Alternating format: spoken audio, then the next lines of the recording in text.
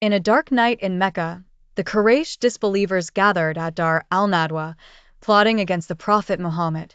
They were angry because Islam was spreading, so they thought, how can we stop Muhammad? One suggested, let's imprison him in a room. Others rejected and said, his followers will come and rescue him. Then Abu Jahl said wickedly, let's kill him and be rid of him.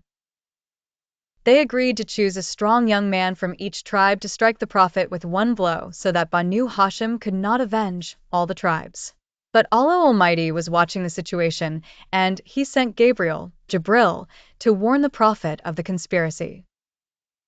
That night, Iblis sneaked in, disguised as an old man named Suraka, and whispered to the disbelievers, don't let him escape. Then he vanished into the darkness. Young men gathered around the Prophet's house, waiting for his sleep to attack him. But the Prophet had planned with Ali bin Abi Talib, who slept in his bed, to trick them into thinking the Prophet was still inside. The Prophet took a handful of dirt and recited verses from the Quran, then scattered it over the heads of the disbelievers, and they did not see him leave among them. The Prophet left with Abu Bakr, heading to Cave Thor on a mountain south of Mecca. Abu Bakr was afraid the disbelievers would discover them, but the Prophet said, do not grieve. Indeed, Allah is with us. Along the way, Asma bint Abu Bakr carried food for them, and Abdullah bin Abu Bakr brought news, while Amir bin Fahera erased their footsteps with his sheep. The disbelievers discovered the Prophet had escaped, which maddened them. They announced a huge reward for whoever found him. On the road, Suraka bin Malik, not the devil this time, saw the Prophet's trace and chased him, greedy for the reward.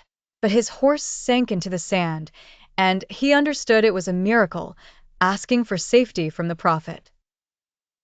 The Prophet promised him he would one day wear the bracelets of Khosrau, the Persian king, which later came true. The Prophet and Abu Bakr hid in the cave for 3 days. In a moment of danger, the disbelievers stood at the mouth of the cave, and Abu Bakr said, if one of them looked under his feet, he would see us. And the Prophet replied, what do you think of 2? Allah is their third. Indeed, the disbelievers saw a spider had woven its web over the cave's entrance, and a dove had laid eggs there, so they thought no one was inside.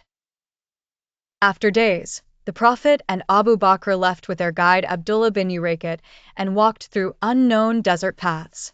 In the middle of the journey, they met a Ma'bad al-Khuzaiya who was poor.